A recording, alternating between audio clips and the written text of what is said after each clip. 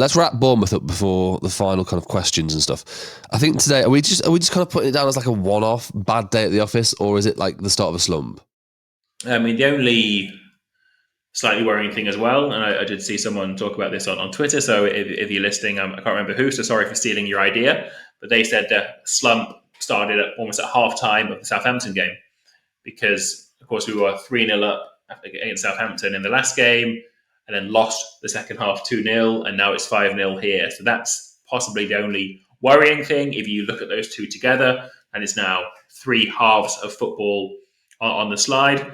Then yeah, so I would hope, if we're looking just at Bournemouth, I'd hope Bournemouth is a one-off, but then if you include that disappointing second half last week against Southampton, then maybe there's something not quite right in training, or maybe it is just a small blip that will be over in a couple of games' time.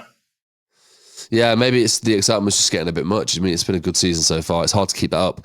Brilliant first half against Southampton. Second half, dreadful. I mean, really tried to draw that game. Maybe it's just teams on the south coast that we can't play. It's Brighton next, and hopefully it's our south coast only blip. Once we get back to playing teams a bit more inland, we'll get our form back. Yeah, best things come in threes, they said. Yeah, I mean, yeah, that's why I'm really already hoping it's next Saturday comes soon, and that we can see how the team react from that. Because until today, our last defeat was City, and then we beat United away the very next game.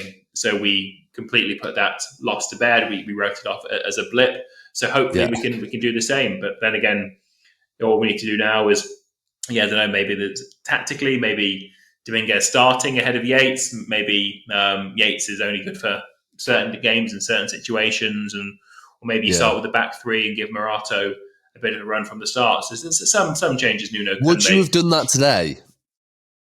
So what I possibly would have done, because we were thinking Hudson-Odoi might have been injured, so I would have that's what I thought. I would have put Dominguez or Anderson on the wing, and therefore gone a bit narrower rather than go like for Jota Silva. So I think that's possibly. I think we did that a couple of times last year when Dominguez filled in as one of the wingers, and therefore he could double up defensively against Kluivert and dangerous wingers like that. So yeah, if you're going to change the formation, then take off a winger and go a bit narrower in the middle.